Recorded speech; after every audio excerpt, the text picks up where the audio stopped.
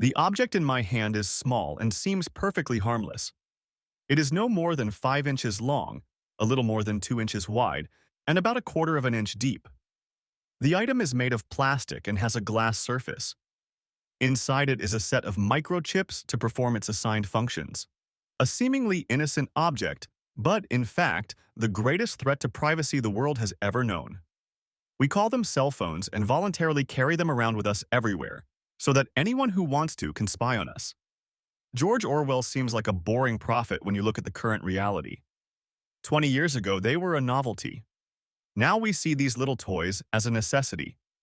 The world is changing even as we sleep. I know what you're thinking.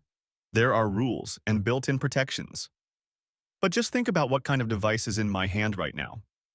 It belongs to my wife, with whom I have lived for over 19 years. She has never shown anything but love and support. She is a dominant spouse, but not a stroppy one. For my part, I believed in the sanctity of marriage, a commitment made and not to be broken. I was certain that we would grow old together and that she would hold my hand on my deathbed. Years ago, I made a bargain. I traded my youth and freedom for her. I traded my life for her love and devotion. That commitment is stronger than any steel bars. I'm not some romantic idiot, I'm far from it. Marriage is something I take seriously. I didn't have love on my side, but common sense. Doris, my wife, is a romantic, and perhaps therein lies the problem of an ancient incompatibility that is finally making itself known. Here I am with my wife's iPhone at 2 in the morning in the small downstairs office we usually share. I took the phone from the table by her bedside in our marital quarters. It was the only time it was available. She never parted with it. Like most modern women, she doesn't go anywhere without her phone. She spends more time on it than any other activity. It is within her reach 24 hours a day. It lies in her purse or bag when she's not holding it. It lies beside her bed when she sleeps. I had to wait until I was sure she was asleep to take it. Why take her phone? You ask. I wonder if I'm going crazy myself. How can I be suspicious of my loving wife? What is wrong with me? I blame it on my profession. It has accustomed me to suspicion. I only see the dark side, the evil that people do, not the good. To put it bluntly, I'm a lawyer, God willing. So I suspected her for no reason or basis. It was nothing. I walked into the kitchen as my wife Doris, actually Dolores, but no one uses her full Christian name, was on the phone.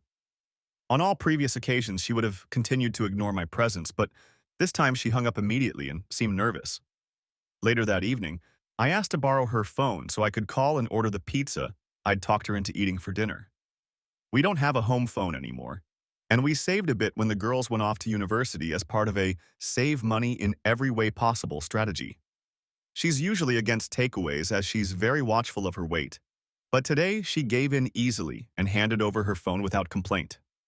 Why not, after all? She had cleared her call and text message logs. She, no doubt being a layman, thought it was a good idea, but it wasn't. In fact, it screams deception. And I suspect that clearing the log is an attempt to hide, so what is she hiding? That's exactly what I need to find out. I am fairly well informed and know that it is easier to tap a cell phone than a regular phone. Don't believe me? Go online, type in bug cell phone, and see what comes up. I even bought a little book on Amazon for 99 cents that explains all the basics. The big problem with the iPhone is jailbreak. What is that? Well, it's the need to change Apple's underlying operating code to allow the installation of non-Apple programs. My loving daughters broke the software lock on their mother's phone when she first got it. The girls were very proud of their ability to do this.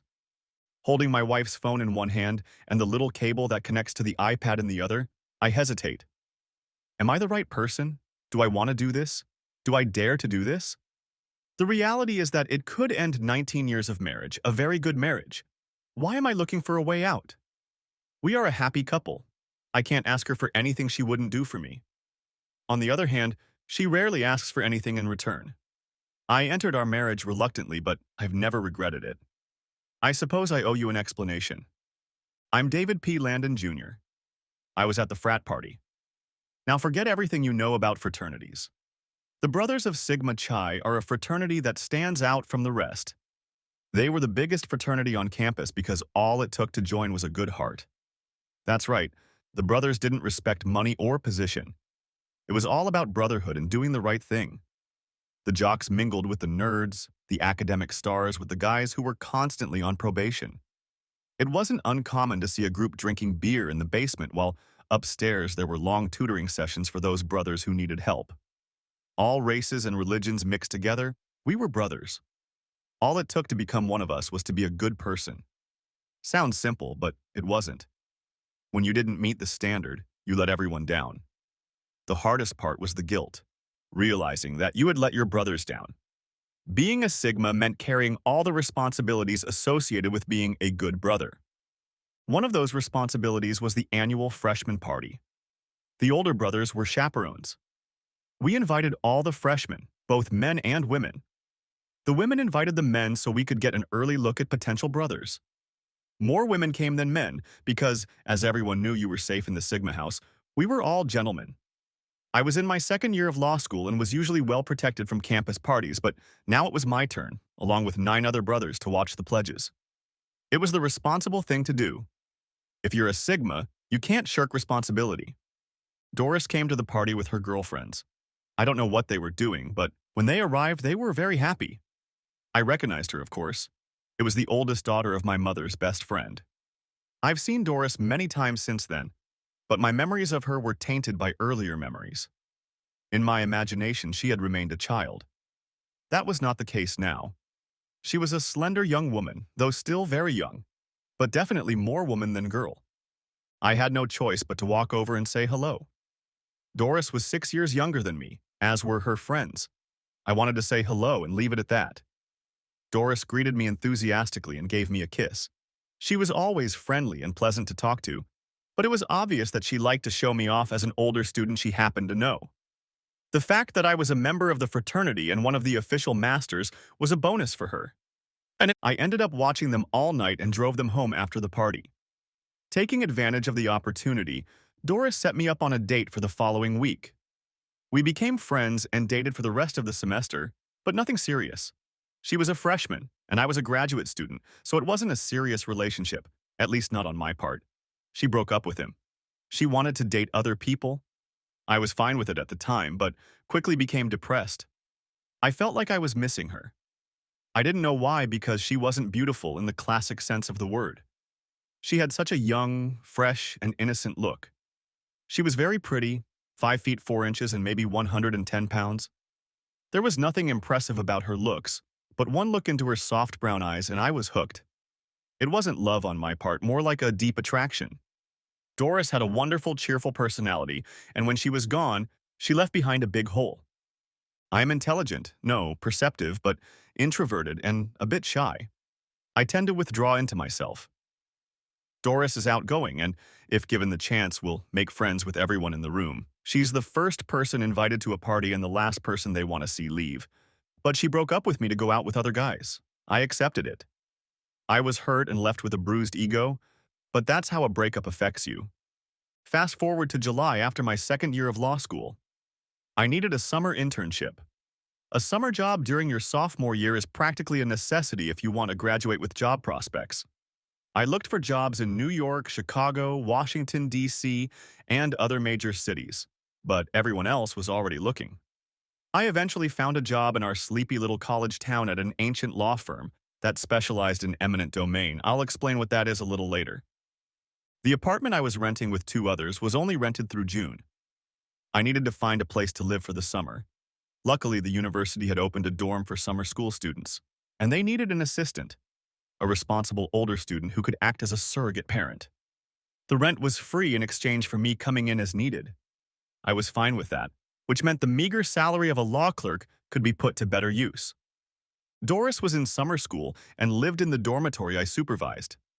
I tried my best to avoid her until one day I was walking up the stairs and she was a full flight ahead of me. When I got to my floor, Doris was coming down the other side. Quite odd, I thought, but she had come to block my way upstairs. "I want to talk," she said. "About what?" I asked, trying to get past her. "About us, and what a stupid thing I did." As it turned out, she regretted the breakup and was completely remorseful. She asked for a second breakup. I wasn't sure. but I saw no reason not to start casual dating and keep my emotions under control. Doris didn't play a prank on me this time. Her birthday is August 15th. She turned 18 that summer. And when I asked her what she wanted for her birthday, she said, "I want you to make love to me. I'm a virgin, and I want you to be my first." I was amazed that we had already done everything but oral and intercourse, but I wasn't ready to go any further and told her so. She didn't take no for an answer, and as has become the rule over the many years we've been together, what Doris wants, she gets. The day after she turned 18 was a Saturday. Doris was volunteering at a women's shelter run by the local Now chapter. Early Saturday morning, Doris went to help out at the shelter. I had no idea what she was doing there, and the location of the shelter was kept secret. She didn't have a car, so I had to pick her up at the student union on campus around 4 in the afternoon. It wasn't far from the dorm where we lived for a few more days. The new fall semester was going to start in 10 days, but we still had a few days left in our current dorm rooms. The Union is a large coffee shop cafeteria in the center of campus. It wasn't crowded at 4 o'clock on a Saturday afternoon, but it wasn't empty either. When Doris showed up, she was dressed in jeans and a Now t-shirt, and she was holding an overnight bag. No doubt we were going to spend the night together, but why walk around with a bag when we were at least temporarily living in the same building? We walked into my dorm room. I didn't have roommates, it was just the two of us. I lit some candles and drank a bottle of good White Star champagne. She was nervous as hell, and I was no better. I'm no Don Juan. I've had exactly 2 girlfriends, and I've never spent more than 2 nights with either of them. Doris was putting a lot of pressure on me. We had a few drinks, and then, you know how it goes. In the end, Doris was just great. Doris decided it was time to share our relationship with her family, which consisted of Margaret and Lawrence Boswell, her parents, her younger sister Marianne, and younger brother Larry Jr. It was quite a prosperous family. Larry Sr. was a senior vice president at the Chemont National Bank, and Margaret taught at Chemont Community College. It was an attractive and impressive family. They treated me like royalty. They were impressed with my status as a third-year law student. Moreover, her mother Margaret was originally from Chemont. She attended high school with my mother at Sacred Heart Academy for Girls. She became a teacher, and my mother became a nurse. Margaret Boswell was a very attractive woman. She was taller than my Doris and not as voluptuously built, but there was a patrician grace about her. She possessed that statuesque beauty that ages well. Her husband was a tall, silver-haired businessman who looked fine in a suit but was already a little chubby in middle age. He looked older than his 45 years, unlike his wife, who didn't look 35 in her 45. Youngest daughter Marianne, who was in her 16th year, was just beginning to get fat, but seemed to have already taken after her mother in height and appearance. Little Larry was only 11, but he was tall and showed promise that in time he would have a strong physique. He and I were to become great friends, and now he was my best friend. My folks had fallen in love with Doris long before we started dating, so she quickly became a de facto member of my family. Even my younger sister Paula was a Doris supporter. My brother was too young to have an opinion. My family was not as well off as Doris' family. My father, David Sr., ran the family equipment rental business with my Uncle John. My uncle is the older brother by 10 years and a bit of a nerd. Things went well under his strict management, but it was my father's outgoing personality and his ability to make friends and work with a wide variety of people, including some he hated, that really strengthened the business. My mom needed to work because the business makes a modest amount of money, and my uncle is very conservative about profits. I am very close to my mother Agnes, a tall, pretty woman who at 41 was 8 years younger than my father. She, like me, towers over my father in height at 5 feet 4 inches. My mother's most spectacular attribute is her blonde hair. These days, it's not just the hairdresser who helps them. She is a registered nurse who regularly works nights. When I was a child, she had a work schedule of 4 days a week. It wasn't the same days every week, they alternated. That was the case while I was growing up, but over the years she earned her master's degree in nursing and is now the head nurse at the hospital where she works. She has always needed to work and brings in as much or more income than my father. My relationship with my father is more complicated than with my mother. My father has always tried to get me and my shy, introverted personality to open up. He is a friendly, outgoing guy who seems to know everyone and believes in finding common ground with everyone. Dad believes in turning the other cheek and will never start an argument if it can be avoided. He and I see things differently most of the time, but he definitely approved of Doris. She's as smart and beautiful as her mother. When I was a kid, my favorite thing to do was wait for Mom if she worked from 4 to midnight. Dad would let me stay overnight on Friday and Saturday nights, and then I would babysit my siblings while he went to pick Mom up from work. They would bring home hamburgers and shakes, and I would eat them with my parents. Sometimes my mom would come home alone very late and kiss me goodnight as I lay in bed before she went to shower and get into her bed. When she snuggled up to me, I could smell her perfume, Chanel number 5, that she used when she got dressed. Sometimes I would wake up to hear the noise of the shower, then the whispering of my parents, followed by my mom's distinctive laughter, after which the bed would begin to creak. It was a loving home, even when things were slow, money got tight, and my mom started working more. My mom and Doris's mom were practically inseparable friends. The families generally got along well and looked forward to combining houses. My mom summed up the family's attitude toward Doris. "That's a fine girl, Davy. Don't spoil her. We're all looking forward to the wedding." Mom, for all her love for me as the oldest child, sometimes saw me as a perpetual 12-year-old. For my part, I could probably be quite stubborn and immature at times. When it came to Doris, perhaps some of that was going on. I liked the girl, but I wanted her to remain just that, free and at ease. Doris had other thoughts on the matter. She moved in with me in September. I was trying to finish my third and final year of law school without too much trouble, but she insisted we move in together. This strained our finances, as I was trying not to be too much of a burden on my parents. Doris only took the hint thanks to my mom increasing her allowance.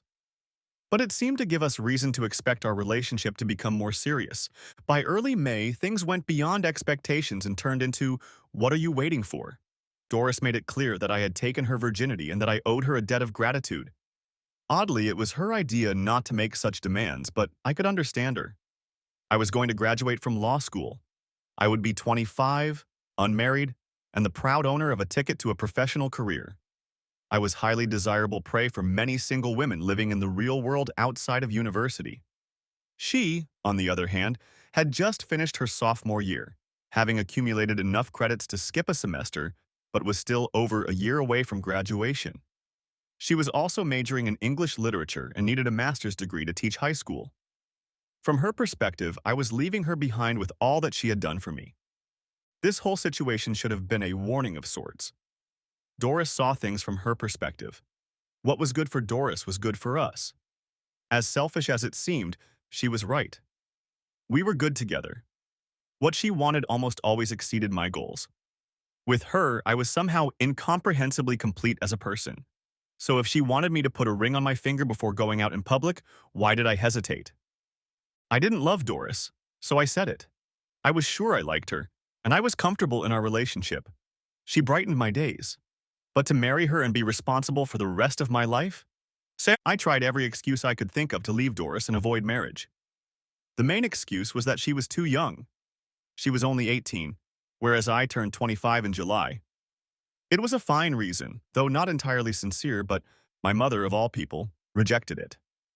Doris is very mature for her age, and you are the exact opposite. Besides, I was studying to be a nurse, and I was only 17 when I married your father.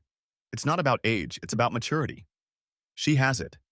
And your hesitancy after living together as virtual husband and wife shows that you still don't have it. Mom wanted me to be a man, but I was hesitant, and in retrospect it turned out to be prophetic. I don't know, she's 18. What will happen when she wakes up one day and decides she missed out on her youth by marrying too young? I said. I think we're talking about what you missed out on. You'll get a professional degree and ride off into the sunset, leaving the poor girl behind, Mom said, seeing right through me.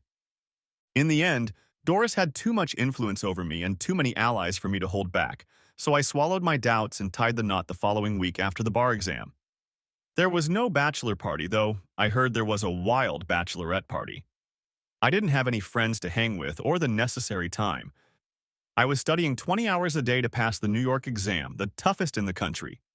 Only 41% of Harvard graduates passed the exam, and with the exception of Brooklyn and Albany, where 3-year bar courses are taken, The average pass rate is 40%. By the time I found out I had passed the exam, Doris was 3 months pregnant. The pregnancy was theoretically an accident, but if you believe that, you're obviously not too smart. Doris was consolidating her position. We found out it was twins 3 days before the exam results came out. I was very worried about those results. By then, I already had a position as an attorney at the firm where I had worked the summer Doris and I met, but I could only get it if I passed the exam. That meant a big pay raise, but money was still tight. I had to work 60 hours a week and bust my ass to make sure we had diapers by the time the kids were born. Doris never let our precarious financial situation or pregnancy affect her. She took her last exam as a junior just an hour before her water broke. 5 hours later, she gave birth to two girls weighing 6 pounds and 2 ounces each without a single moan. They were beautiful, perfect, and exactly the same. For me, it was love at first sight. 18 years later, I still loved those girls, but not in the same way. Doris and I had a hard time at first. Money was tight, and we lived in a small apartment. She never complained or made me feel guilty that I couldn't provide for her better. Being a father was very difficult. On one hand, it's scary, and on the other hand, your chest hurts from the love you feel. I will never forget the joy with which I used to read to my girls before bedtime. The Way of the Ducklings, The Cat in the Hat, Charlotte's Web, then Little House in the Big Woods, Anne of Greenwood, and finally, the collected works of Washington Irving and Tales of the Alhambra. My two loves who seemed to adore me and believed I could do anything, solve any problem, fix any broken doll, and make the sun shine on any rainy day. It wasn't an easy life for me, but it brought great rewards in the form of hugs and kisses. But it wasn't all hearts and flowers. There were some dark days, too. Doris and I went through all the crises together. I fell apart when the little ones got pneumonia and were hospitalized. Only Doris stayed strong and told me that God would not take the girls away from us. David, look at me. They will get better. Believe that, and that no matter what happens, I will always love and support you. In those early years, Doris was the rock on which our marriage was built. She was the pillar that sustained me. Without her, I could not have made it through. I was eternally grateful to her and wanted to provide for her and our girls. I needed to succeed for them more than I needed to succeed for myself. I'm a pretty lazy and unambitious person. Marrying Doris, her love and our children changed everything. And I was determined to succeed for my family and made some compromises to achieve that goal. The first few years were difficult. My job required constant effort, but the rewards were meager. I had to compromise my principles and use ingenuity to rise above the pack of legal wolves stalking the same prey. On the home front, Doris and little Patricia and Elizabeth, Pat and Beth, made every sacrifice worthwhile. Doris went to school in the evenings and I stayed home, doing office work and babysitting. I couldn't have been happier. Eventually, about the time they started kindergarten, she got her doctorate. Doris Boswell began teaching at a community college, but within 3 years she was a full professor of Shakespearean studies at a university. Her income was a godsend, but by then it was too late for me. I had already made partner in a not entirely honest way. My income was as high as my morals were low, but I had a family to take care of, and I was a lawyer, which meant I could rationally sell my soul. I promised to discuss the subject of eminent domain, and now is the time. Most Americans have an unwavering belief in the sanctity of private property. They view homeownership as a purpose and a right. The idea that the government could come in and arbitrarily take their home away from them is unbelievable. And that's where the right to dispose of property comes in. When the government needs property for a public purpose, such as building a highway, bridge, school, or hospital, it goes through a process commonly referred to as confiscation. This is simply the government taking the property it needs for a public purpose and paying the owner the value of the property taken. Simply put, in theory, it is unfortunate but necessary. We lawyers call this process eminent domain, from the Latin supreme lordship, which is a fancy way of saying that the government has the right to take your land.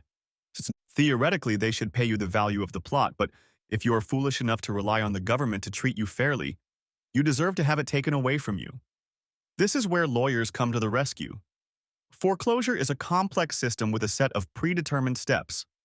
A good, experienced attorney is able to play out these steps in a way that maximizes your money. No one has yet regretted hiring a good attorney to represent them in the eminent domain process. The problem is that most people don't have such representation or hire an inexperienced attorney. Therefore, the key to success as a land litigation attorney is to get your name and your position, namely, a lot more money, out to potential clients. I owe my success to a lucky last name because when I entered law school, the last name Landon was right before the last name Landrew. The alphabet placed me for 3 years next to James. Call me Jimmy. Landrew, a young Republican, a member of the Republican State Committee, and when he graduated, he became a law intern in the New York State Senate. He eventually became assistant counsel and then counsel to the Legislative Committee on Corporations and Associations. That was a big breakthrough for me. Jimmy and I were close, and who better than his friend to come to him when he was in trouble? Now, you don't realize what Jimmy had to do with my success. Well, it was the Corporations Committee, which is important because it deals with all matters relating to real estate ownership. Why would that be helpful? The answer is simple. Regardless of how the lawsuits start, they have become a great way for the powerful to steal from the weak. Taking property for public use today is only a small part of the government's taking of property. In most cases, the government is acting on behalf of some private interest. The terms used vary, but most often it is called some form of redevelopment. Don't believe me? The next time you're in New York City, take a look at the New York Times headquarters. It's a beautiful, stately skyscraper near Times Square. The land on which it stands was taken by right of eminent domain, one of the most expensive in the world, in a lucrative deal that allegedly saved the Times nearly $80 million. Needless to say, the newspaper did not point this out to its readers. My job is to seek justice as best I can. I use every trick I can think of. Outside appraisers who will say anything I ask and in-state appraisers who sometimes work for me. I pay my appraisers well, thereby ensuring that my clients are treated exceptionally fairly. The strategy is to get to the person about to be ripped off before anyone else, and that's where my friend Jimmy comes in. It starts innocently enough, with a vague warning to be on the lookout for a major real estate seizure along the Hudson River that will clear the way for the construction of a luxury complex, but things soon turn into a game of pay-to-play. Jimmy has a problem with horses as well as slot machines and Indian casinos. He often needs money. Not gifts, just loans that are never paid back. The partners in my firm were amazed at my ability to find new potential ventures. My keen perception was well rewarded, and for years it stayed that way. Nothing fancy, just a little prior knowledge and a little work on my part to knock down doors in front of people who would be much better off if I were their attorney. It was actually community service, but once you crossed the line, it was easy to jump it. More on that later, but now back to my wife's phone. I downloaded my vicious program into Doris's phone. It was supposed to record all of my wife's phone conversations and install them on my iPad. It was sending all text messages she sent or received to my phone. But it also gave me the ability to listen to her conversations. I could do this in real time or set the bug that her phone had become to record for 2 hours and send it to my iPad. In theory, there was nothing that Doris could say or hear that I couldn't share. In practice, things turned out a little differently. On the first day, my wife spent almost 5 hours on the phone. To list all of her phone conversations would be an impossible task. She spent 45 minutes with a friend doing nothing but discussing a dress she saw at the mall but didn't buy.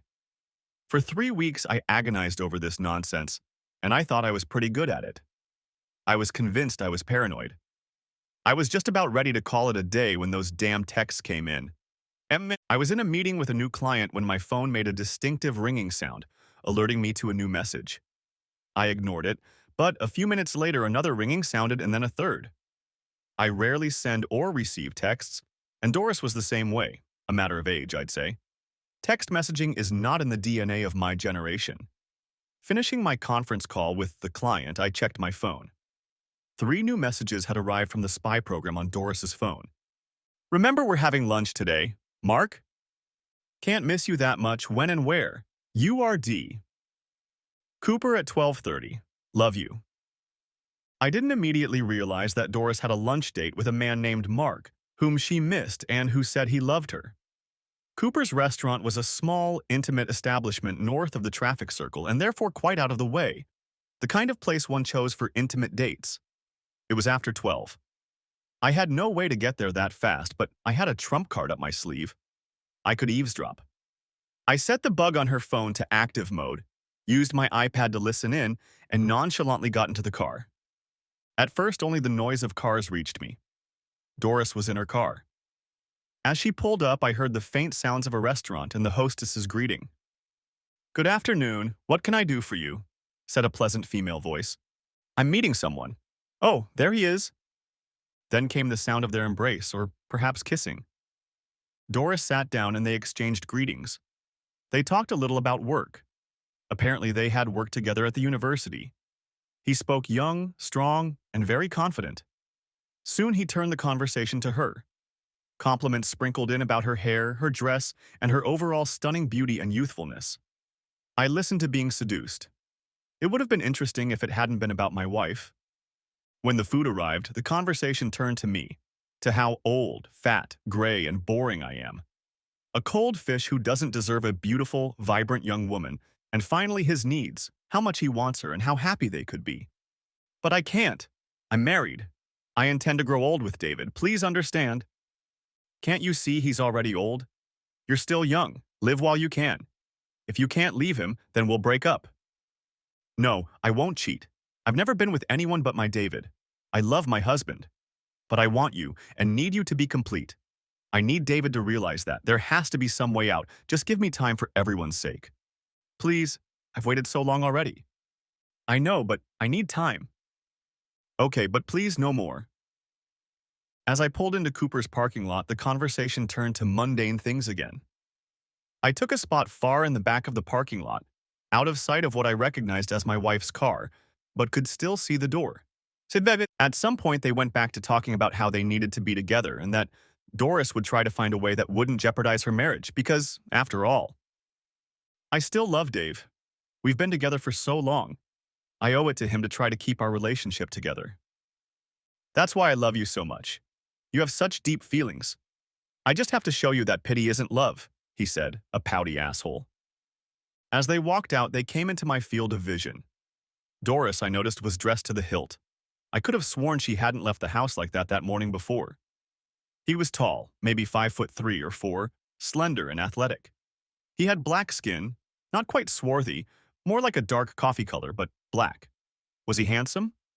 I guess it's a matter of preference, but he was young, no more than 30. When they parted, they kissed. He hugged her tight and deep until she was finally able to pull away. I wasn't as jealous as I might have imagined. Sure, I wanted to kill him, beat him to a pulp, but I needed some leverage to do it. Say a baseball bat and a little surprise. Not fair, but then there's nothing fair about seducing another man's wife. I wasn't tricked.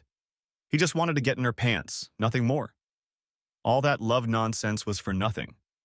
He was a slick operator. He used her until he got bored of her and moved on to another.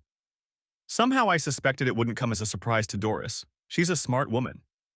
My wife was playing a dangerous game, but not with her lover, but with me. Could she have believed I'd put up with it? Doris and I have a typical American marriage. Maybe 5% of American men are lords of their domain. They rule their homes. The other 95% have to make do with what they have. In my case, I had to make do with a lot. I never won an argument with Doris. Even when I thought I had won a round, and she seemed contrite and apologetic, she eventually got her way. She knew that from the beginning, of course, but I had to internalize it. But it was different with Mark. I was aware of his attraction. He was new, different, and forbidden. He was irresistible to a woman like Doris. He offered an alternative to an empty nest and a tired husband. Mark was the first man outside our marriage, but not the last. I had few alternatives. Stay with Doris or leave her. The latter was difficult.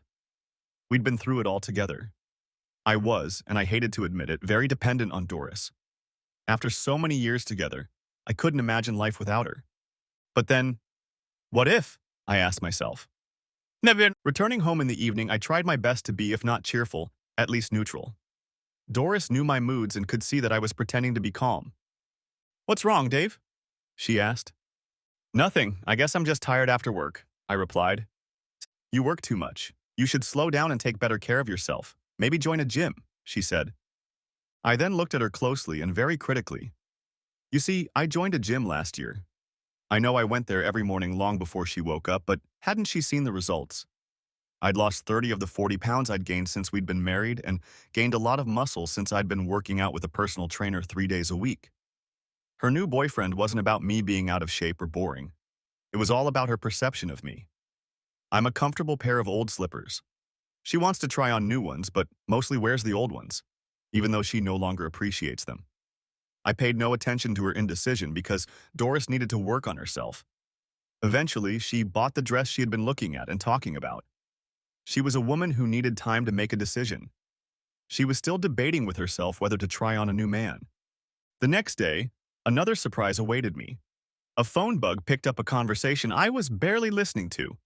In fact, I only listened because I was curious to see if my wife would at least hint to her mother about certain things. Hey Mom, I wanted to check in with you about Thanksgiving. Are you bringing the bourbon-baked sweet potatoes and broccoli salad? Of course, dear. But tell me, how was dinner with Mark? Oh, Mom, he's just wonderful, but he wants to go further and I can't. Why? I have no idea why you didn't harass your husband years ago. Now you've lost your edge. The children have grown up. You can't use them as leverage. Mom, I would never do that. I can be a bad wife, but I can't be a bad mother. Nonsense, you're a great wife. Did David ever complain? My answer is no. You keep the house in perfect order, cook perfectly, raise two wonderful girls, and give your man pleasure in the bedroom. I won't even mention the fact that you contribute more financially to the family than your husband. Yes, but now I'm considering infidelity. No, you're not. It's only cheating if the man doesn't consent to it. David needs to explain that women are different from men financially. As we age, our libido increases and theirs decreases. We need variety in the bedroom while they only want sex. We can please multiple men while our men are limited by their stamina. The fact that you have another man has no effect on Dave. He is a wonderful man and can prove it by giving you some space. Make sure he knows he comes first and that he'll be treated very well. I don't. David is still a little boy in some ways. Do you really think he's going to share with you? And if he doesn't, what's he going to do? I don't want to risk losing him. Look, your father can't be called broad-minded, but I've been seeing other men for almost 3 decades. He hasn't dumped me, and he's not complaining. It took him a while to adjust, but when he did, we were more than fine. You should know that. Yeah, but David isn't Dad. I don't think he'd believe I have a secret lover. Well, let me talk to Agnes after all. She was involved with his father and knows her son, if at all. Remember, she was the one who talked him into marrying you. Let's see what she thinks, my mother-in-law said, and ended the conversation with a few more rambling words that took my breath away. What did she mean about my mother and father? I had a horrible premonition that I knew, moreover, had always suspected, but hadn't allowed myself to go into it. Tapping Doris's phone had been a mistake. Listening in made me feel inferior. I was finding out what people thought of you, and that's not good. I spent the next few days waiting for developments, but there were none. And then my daughter Beth called. Hi, Mom. Pat and I are coming home Tuesday for vacation, but we need to be home Saturday. We have hot dates planned with 2 guys from the soccer team on Sunday after their game. Oh, okay, I'll let your dad know. But I thought Pat was dating that Rick guy who does swimming. Well, she is dating, but he has to take what she gives him, Beth giggled. I guess times have changed if guys are willing to let their girlfriends date other girls. Oh, Mom, you're so ancient, but tell me how things are going with Mark. They're not going. I'm married to your father. What am I going to do about Mark? Oh, please, Mom, don't be so yesterday. Dad is a fat old man. He can't expect you to give up a stallion like Mark because of some outdated tradition. You have to go for it. Daddy will understand. He loves you, and he really has no choice. Who needs an old man like him? Beth said. In the background, Patty could be heard adding, Exactly. Then, obviously, Patty grabbed the phone receiver. Mom, you want us to talk to Dad. We can explain this to him and remind him of all you've done for him. I know he loves you like no one else, but he can't expect you to monopolize. It's not fair to you. I don't know. Your father never gave in to me, and God knows when he was younger he had the opportunity. He might not want to look at it our way. Men have egos, and your father can be very sensitive. But Mom, we know Dad loves you, and I don't see him denying you anything if you explain how much you want and need a relationship with Mark. Just make sure he understands that you will always put him first. That's what I told Rick and he's fine with it, Pat said. Girls, your grandmother said she would talk to Grandma Langdon. I'm sure the two of them will work things out. I just hope your father realizes that Mark is no danger to him, and that what Mark and I have is just a shadow of what your dad and I have. To say that I was shocked and hurt to hear what my daughters were saying about me would not convey the depth of pain I felt. Perhaps I should have taken comfort in the fact that my wife and daughters still claimed that Doris still loved the fat old man, but I didn't. I was depressed, and it was several days before I could recover enough to appreciate my situation. I let myself forget about how I should look to others. Yes, I played sports and was in good physical shape, but I did nothing about the gray in my hair or the unfashionable clothes I wore. A lawyer is supposed to look conservative, but I allowed myself to look ancient. The first thing I did was go to one of the newly opened salons. I had some of my gray hair removed and styled. They say men don't notice anything, but Doris didn't even comment on it. The next step was a trip to New York to go clothes shopping. I pretty much replaced my closet and tried to show off my new slim body. No, I didn't look 30 again, but I didn't look older than my 45 years. Neither Doris nor my daughters noticed. When the girls came home for Thanksgiving, I expected comments. In response, I received the same kisses on the cheek that I realized I had been receiving for years. My family took me for granted, expecting me to just be there when needed, and to stay out of the way when not needed. They had other concerns unrelated to me. Frankly, I had few common interests with my wife and daughters. We were strangers living in the same house. I now knew more about them than they could know about me. I had always been reserved and never opened up. Consequently, they had the wrong impression of me. Thanksgiving came, and with it came the families. The Boswells and the Landons arrived. The guests were various grandmothers, grandfathers, grandsons, granddaughters, brothers, sisters, and their spouses. 21 people in all, gathered around our dinner table set with all the leaves. They had come early to watch the parade from New York City on TV, followed by a soccer game. The women mostly gathered in the kitchen, and the men in the living room. I took a bow. I looked into the family room where my daughter-in-law Mary Ann, Larry Jr., Iaya's wife Anne, and my daughter Beth were watching the small children. I headed to the room and locked myself in there. I put on my headphones and got comfortable so I could listen to the conversation in the kitchen through my wife's cell phone. He's gone to his room and locked the door. I recognized my daughter Patty's voice. Okay, someone tell me what's wrong with my son, I heard my mother's voice. What do you mean, Mom? My wife replied. Well, he has new clothes, a new haircut, and, if I'm not mistaken, a little less gray hair. To tell you the truth, I noticed something, but I couldn't tell you what it was, Doris said. If I'm not mistaken, he's also thinner than he was last year, my sister Paula said. She and her husband and daughter lived in California and hadn't seen me since last Christmas. Yeah, maybe, Mom said. I haven't. He's been really depressed the last 2 weeks. I thought maybe he was having trouble at work again, Doris said. You don't think he knows about Mark, do you? My mother-in-law suggested. I don't see how, and there's no reason for him to know. I haven't done anything with Mark, my loving wife said. Maybe he's having a midlife crisis. He's at that age and the girls have left home. Maybe that's what it's all about, my mother said. Yes, that would explain the hair and the weight loss and the clothes, Boswell's mother suggested. Then we need to proceed with caution. If he's having a midlife crisis, he needs to be groomed slowly, my mother said. Maybe I should put Mark on hold for later, Doris suggested. Nonsense. Davy needs a good but gentle kick in the ass. We need to get him out of this state and get him used to the program at the same time. It won't help if you're depressed too, Mom suggested. So you think Mom should let him know she wants to take a grandmother lover? Patty asked. Well, not right away, dear. I think we should socialize more with men to soften him up. Let him hang out with Dad and Larry. They can relax and share their experiences. They are both happy and have adjusted well to the situation.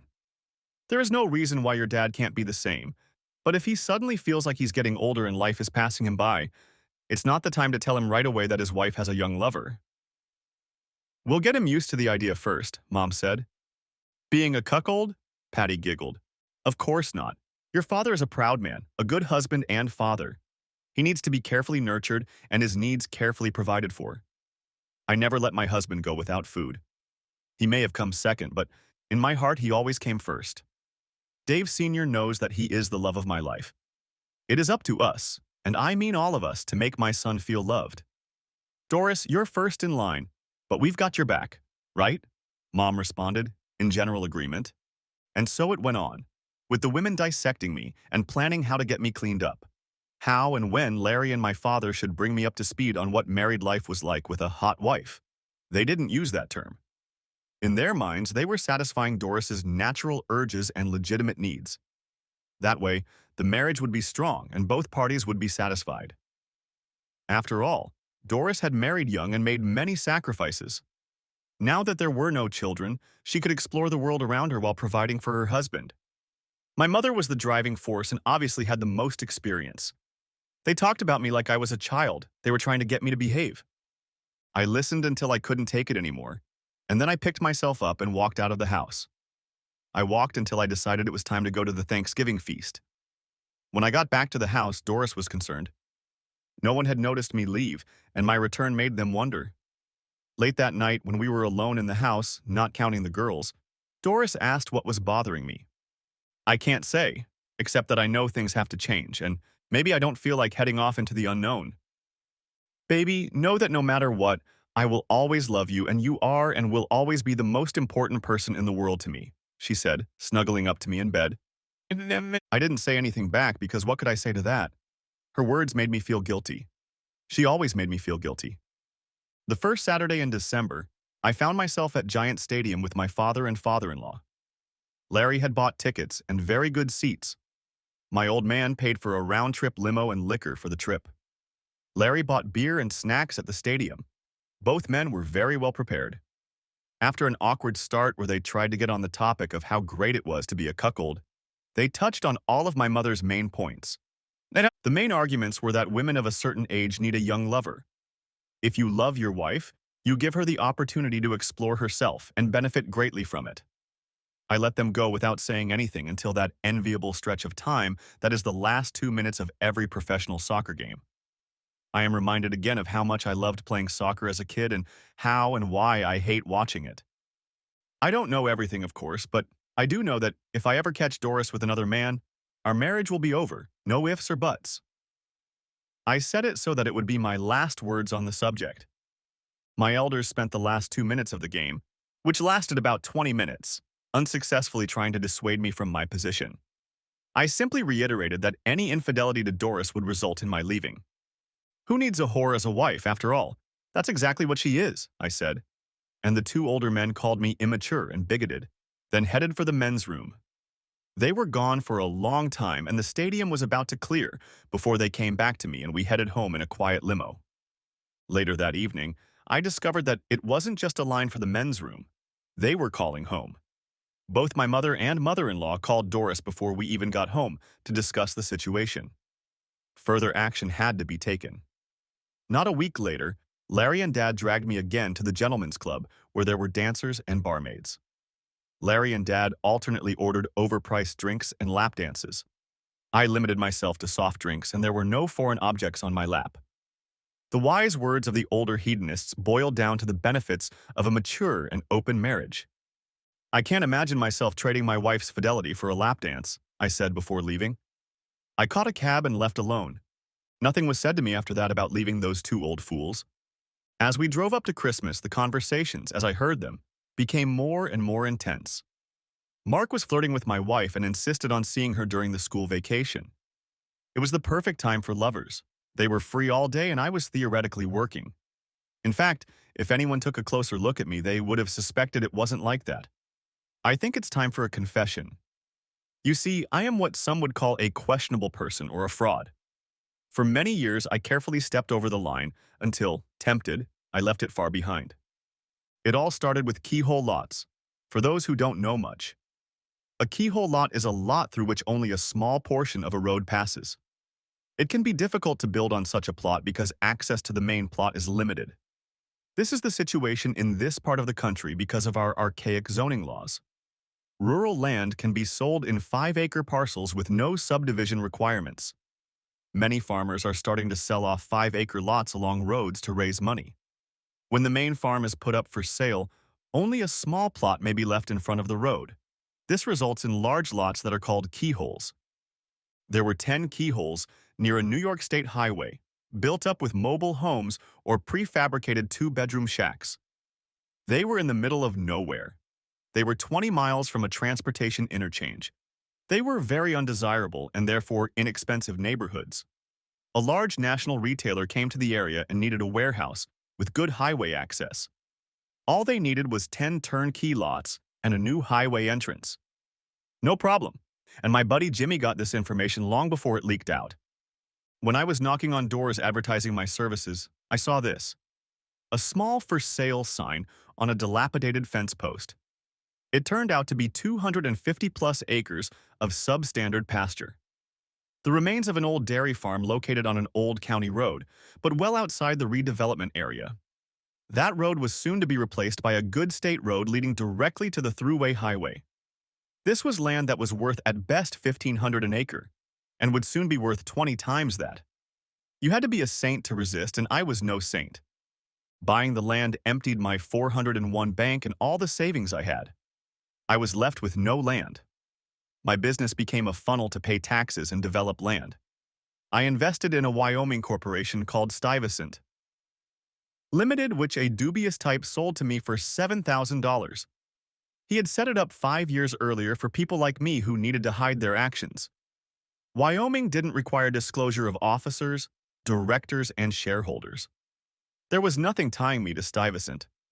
All I had to do was explain to Doris that my business was struggling and I was barely contributing to my family's expenses. I couldn't tell her why my financial situation was dire, so I lied. I blamed the economy and stiff competition.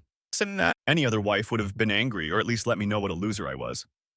Doris kissed me and said, "It'll be all right, Davy, as long as we're all healthy and together. Who cares?" Doris worked extra classes and cut back on everything except what the girls needed. She made do without everything. I don't think she bought herself a single new thing. In the year and a half I struggled. I promised I'd fix that when the time came. But somehow that never happened. 2 years after I bought it, I sold the last acre. The average price I got was $22,000 an acre. After that, I started buying in front of the state, just where they were buying. Questions arose. The insiders, accustomed to doing what I was doing, regarded it with suspicion. An investigation was required, but the big shots didn't want to kill the goose that laid the golden eggs. I stayed small and stayed out of their way. I didn't touch the money. I told myself it was for our old age, mine and Doris. By then, people would have forgotten, and I could come up with some plausible explanation for my family about how I'd earned my dirty money honestly. The last thing I wanted was for Doris and our families to find out what kind of man I really was. At all costs, I had to protect my secret. I couldn't imagine listening to my family's dirty secrets. We spent Christmas Eve at a relative's house, as had become customary, but Christmas Day was celebrated with a bang at my family's house. We arrived early as my mom and Doris had arranged among themselves. As usual, Doris cooked a huge roast turkey with stuffing. Boswell's mom cooked a lamb roast, and my mom roasted a ham in the oven. It was about 1 o'clock in the afternoon when I pulled a stuffed turkey in a heavy iron skillet out of the trunk of Doris's new Mercedes. The car, for which a sizable down payment had been made, had been a birthday present from her parents. "Right, David, when you're done bringing the turkey into the house, I'd like to talk to you in the living room," my mother announced. It wasn't a request, but there was no hostility in her tone. On the contrary, it sounded sympathetic. The living room was a small room at the front of the house, somewhat isolated. When I entered, Mom was sitting on a short couch or chair. There were several chairs in the room, but she indicated for me to sit next to her. I sat down next to her. She turned toward me, and our knees almost touched. She took both my hands in hers, and I felt the coolness of those hands, so familiar to me from my youth. "David, what's going on? You don't seem like yourself. If you're in trouble, I and all of our family members are here to help you." She said this while leaning over, looking me straight in the eye, waiting for a response, perhaps a request for help or guidance. A mother talking to her troubled son, hoping to calm him down. What could possibly be wrong? I have a loving and supportive family, a believing wife, and 2 devoted daughters. I let the spoken words take hold in my mind. My mom isn't stupid. She heard what wasn't being said. David, an honest man, supports his wife in what she needs. Being a good husband means making sacrifices, as your good wife has sacrificed so often for you over the last 20 years. My mother was a very intelligent woman. She immediately realized that I was not the ignorant fool she thought I was, and she thought of something to say in response. It was a clever appeal to the kindness and fairness she had instilled in me as a child, values we adopt from our parents and cultivate in our personal behavior. From her perspective, I understood it to be about a man's commitment to his marriage and family. It was a strange case of her completely misjudging her son, and that mistake was entirely my fault. I had misled everyone for so long that they didn't know me anymore. I wasn't the good, reliable person they thought I was. I was wearing the costume of a hapless husband and father, a man to be taken advantage of because of his kind and loving nature. Her approach would never have worked with who I was, but she couldn't have known that the sleeper had awakened in a new world where technology reveals all secrets and human corruption prevails. The thing is, I don't think having a whore as a wife is honorable. Of course, all things are for sale. We sell ourselves for what we want, and it's not always money. In fact, it's rarely money, even if it changes hands. Nevertheless, not all transactions are dishonest. Some of them we make before God. We make a promise and ask for a blessing. True, we don't always keep our word, but we must try. Otherwise, a woman may end up kissing her son goodnight with lips still warm from her infidelity. At the last sentence, Mom jumped back as if I'd slapped her. Up until that point, she'd been ready to continue the argument. I could see the emotions playing in her eyes: surprise, shame, anger, and finally pain. David, what did you say? I said that your kisses when you came home from your adulteries were an abomination.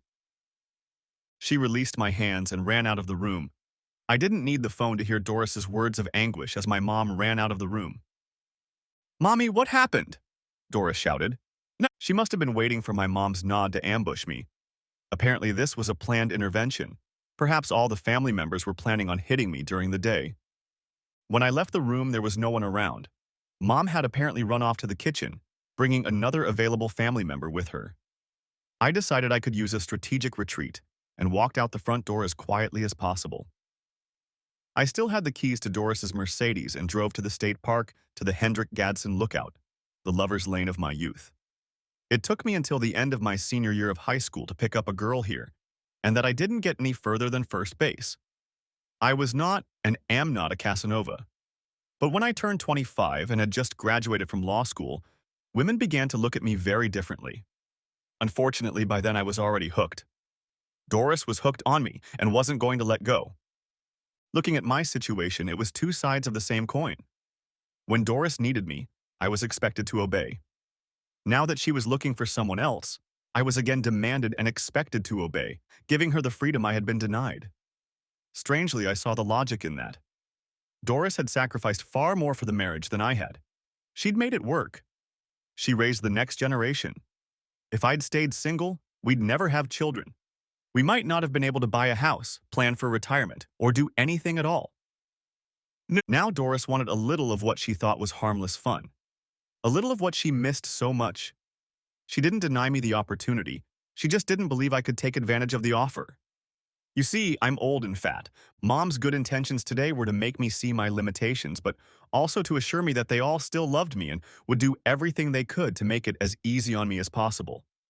They were being kind, they thought, and I was being selfish. In a way, I knew from the beginning that this was how it was going to be. I'm neither blind nor stupid, but Mom and Doris are right about a lot of things. I remained a child. Unfortunately, I haven't stayed a child. I'm spoiled. I've seen play, and I've sunk into the mud to play. I fooled myself that I was doing it for others or that it was necessary. It wasn't. I cheated because I wanted to win, and more for the sake of winning than for the money. To lose to Doris was to lose, and I'd been losing to Doris for 20 years. Parking in the parking lot, I pulled out my iPad and opened the spy program. He's not in the house and Mom's car is gone, I heard my daughter Beth say. With any luck, he won't be back, I heard Anne, my brother-in-law Larry's wife, intervene. I always knew Anne disliked me, but now she had a reason. Anne is a real hottie. You can't call her handsome, but she radiates attractiveness and has what I call a bedroom voice. I understood why Larry Jr., who is not the sharpest tool in the shed, married her, but it was a stupid move. This woman was actually broadcasting her infidelities. Larry ignores the not-so-subtle gossip and his wife's rather egregious behavior. My brother-in-law worked as a vice president at his family's bank. It was blatant nepotism, but perfectly acceptable in that industry. His fat salary and social standing ensured that no matter how hard Anne played, she always came home in comfort. Anne and Larry had a 5-year-old son who had the same blonde hair and blue eyes as his supposed father. They always seemed to get along with each other. Now, as I listened, the mother hatched a plan. My son is more than stubborn. He practically called me a whore to my face, the mother informed me. I don't believe that, my mother-in-law said. Dave is too good a man for that. I find it hard to believe, but I've heard it. He seems to know everything somehow. The old folks must have been careless in what they said, and he took it all out of context, explained the good old mom. What are we going to do? I don't want to lose my husband, Doris said. We have to be craftier. If he won't go willingly, we'll have to resort to trickery, said Mom. I don't know. We shouldn't underestimate my brother. He's always been shrewd. Not the smartest, but the most cunning. Remember what he did to Uncle Jack during the poker game? He can be very smart, I heard my sister say. She was referring to the time when, as a teenager, I discovered that my uncle cheated quite often in our bi-weekly poker games. Everyone knew about it, but did nothing about it since we were playing for pennies. Still, I felt bad about being cheated, so I figured out how he stacked the deck when he shuffled and cheated him back. Over the next few weeks, he continued to lose, but he couldn't expose me without exposing himself. The game suddenly stopped and my uncle stopped talking to me. My sister remembered this because she asked me what Uncle John's problem was, and I laughed, telling her. Yes, but he has a weakness we can exploit, Mom said. She then laid out her plan. The weakness she had in mind was my inability to tolerate alcohol. I don't drink, but I'm a happy drunk until I fall asleep. Give me enough alcohol and I'll pass out. Mom's plan was simple. Get me drunk at a family party on New Year's Eve. While they were pouring me drinks, Anne was pestering me. When I woke up, I found myself in someone else's bed and facing an angry wife. When presented with evidence of my infidelity, I could not object to my wife's suggestion that we open our marriage to others. Of course, opening our marriage meant that Doris would be allowed to play and I would stay home. The big stumbling block was Anne's reluctance to pursue a relationship with what she called the old fat man. The general consensus was that I didn't have enough attraction. Anne was the better choice. Since Larry was a good friend of mine, the guilt factor would be exaggerated. And after all, she didn't have to do anything, just get some suggestive pictures. To assist in this endeavor, they chose my brother Samuel's wife, Elaine. She was a shy girl who was afraid of her own shadow. She was drawn into the plan because of her desire to fit in. She was also the perfect witness because she was the youngest member of the family, married to my brother for only 2 years and currently pregnant. From the front seat of my wife's expensive car, I looked out over the northern Catskills where Washington Irving had staged a play, Rip Van Winkle. It's a strange sight in the winter fog moving across the dark mountains. The Hudson River silvers in the east. A nice setting for an Irving folktale, but no place to listen to your marriage die. But then Doris spoke up. We have to give Dave another chance, more time, she said. What about Mark? Will he wait? Her mother asked. Mark is very worried. We both have this week off this week, and it's the perfect time, as he put it, to get a room. However, I need my David. He is my first and true love. I'm going to deal with him. He has never refused me anything, and I don't see him giving up on me completely. He and I have to come to an understanding, she said. Look, my plan will work.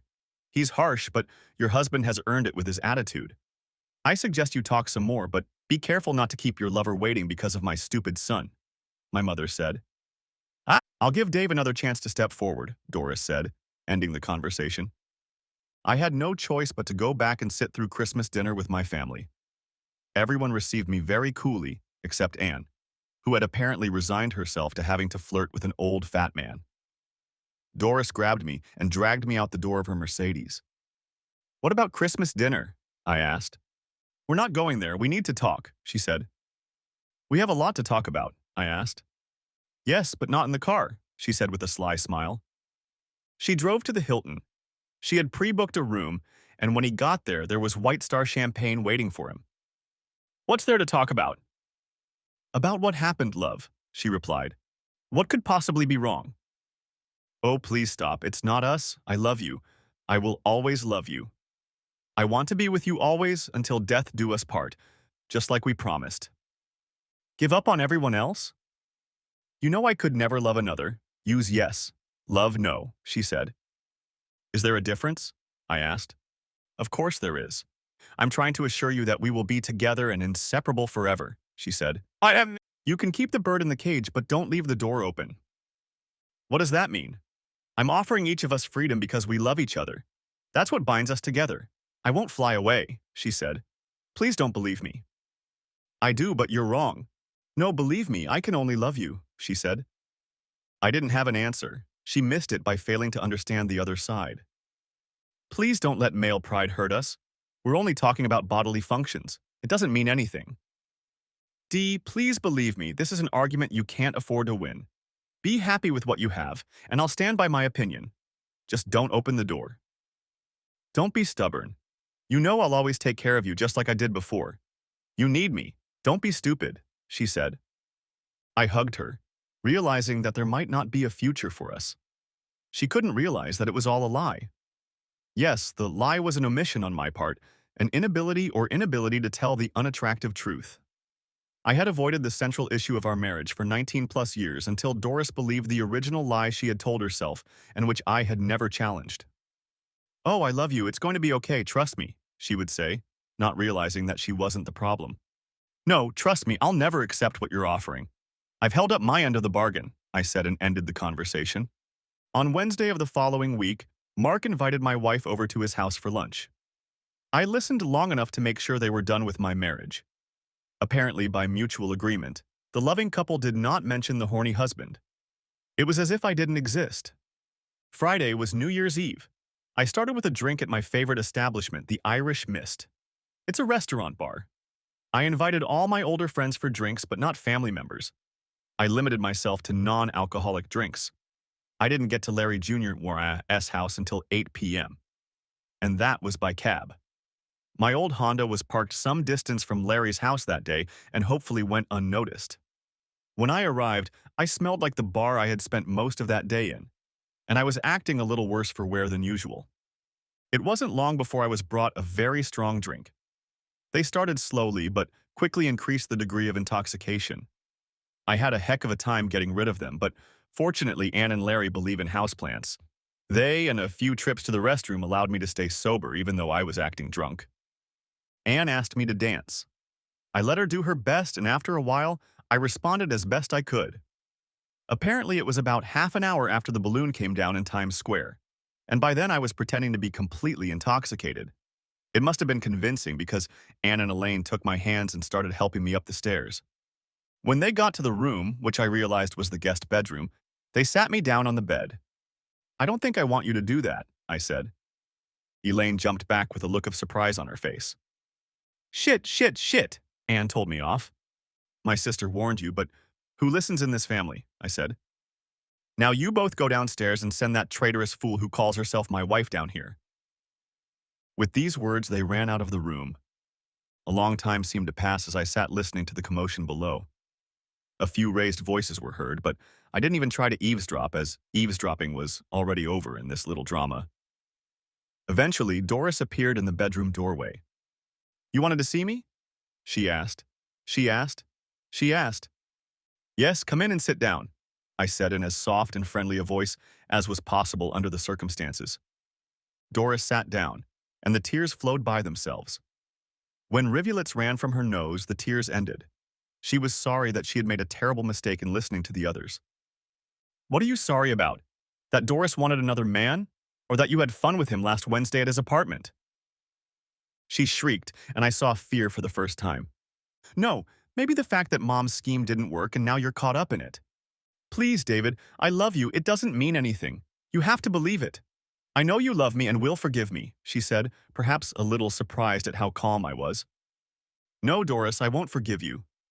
Oh, please, David, forgive me and let us forget about it. Oh, I forgive you, Doris. There's really nothing to forgive except a little deception. The problem is the rest of it. You see, I don't love you, never have, and probably never will. You don't mean that, David. That's your anger talking. I couldn't keep from laughing. Do I seem angry? Let me assure you that you are not. I've spent the last 19 plus years in this marriage. It wasn't all bad. It was a sort of gilded cage, but now the door is open and I walk through it thanking you for finally setting me free. David, please. That's not what you meant.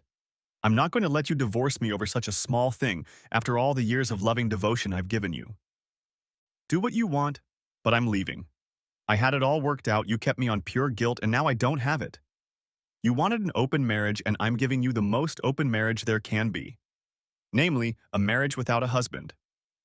With those words, I stood up and started to walk away.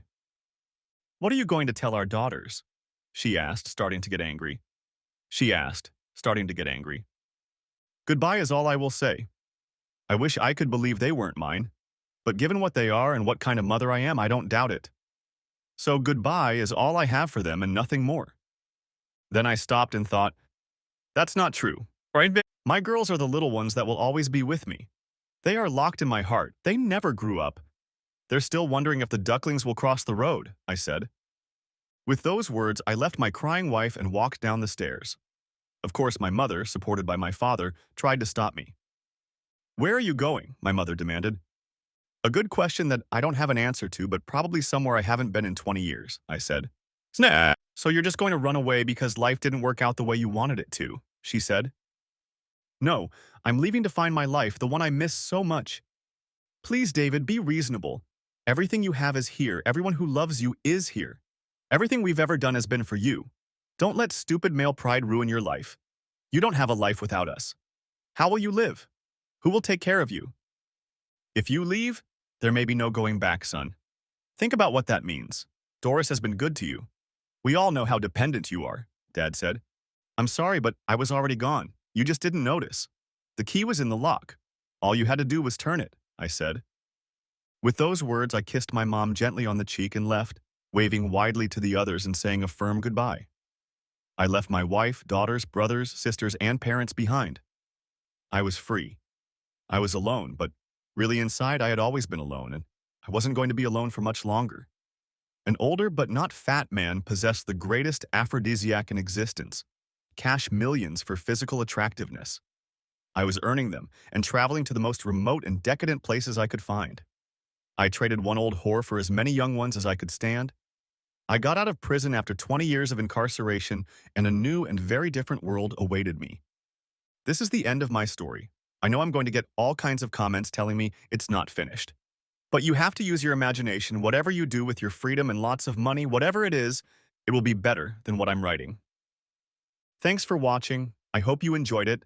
Subscribe to my channel and stay tuned for the next videos.